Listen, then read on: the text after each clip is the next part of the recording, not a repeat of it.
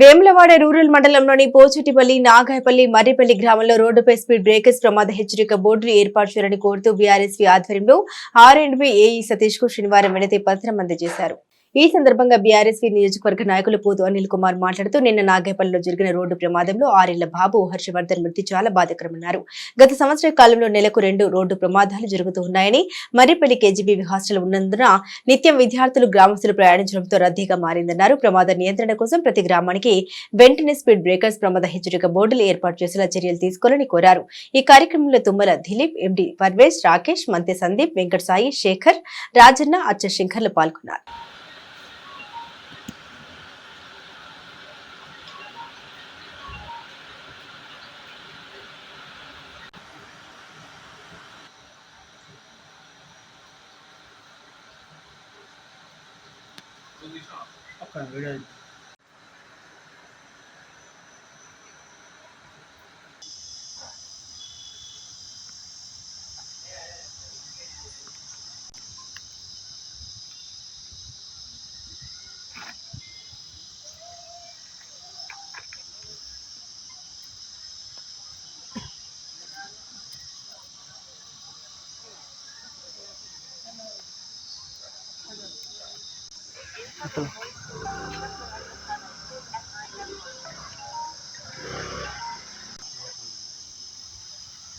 నిన్నటి రోజున కింద యాక్సిడెంట్ నాగాయపల్లిలో జరగడం జరిగింది.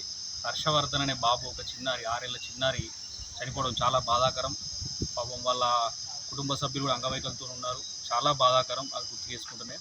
అయితే అందుకు కారణమైనటువంటి ఈరోజు ఆ రోడ్డు నాగాయపల్లి నుంచి పడితే వేములవాడ వరకు దరిదాపుగా సంవత్సరంలో నెలకు 2 సార్లు యాక్సిడెంట్లు అవుతున్నాయి. అక్కడ వెంటనే స్పీడ్ బ్రేకర్లు, గ్రామానికి ఒక స్పీడ్ బ్రేకర్లు, హెచ్చరిక బోర్డులను అమర్చాలని చెప్పేసి ఈరోజు ఆర్ఎండ్బీ ఆఫీస్లో మేము లెటర్ ఇవ్వడం జరిగింది.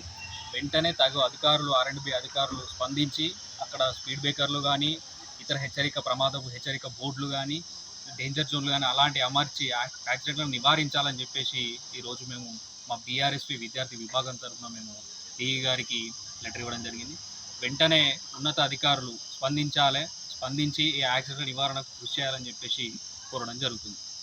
నాగాయపల్లి గ్రామంలో జరిగినటువంటి ప్రమాదం చాలా బాధాకరమైన విషయం.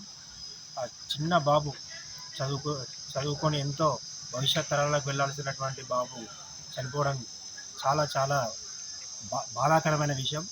ఇలాంటి ప్రమాదానికి కారణమైనటువంటి అక్కడ ఎలాంటి సూచిక బోర్డులు కానీ, హెచ్చరిక బోర్డులు కానీ, స్పీడ్ బ్రేకర్లు కానీ లేవు.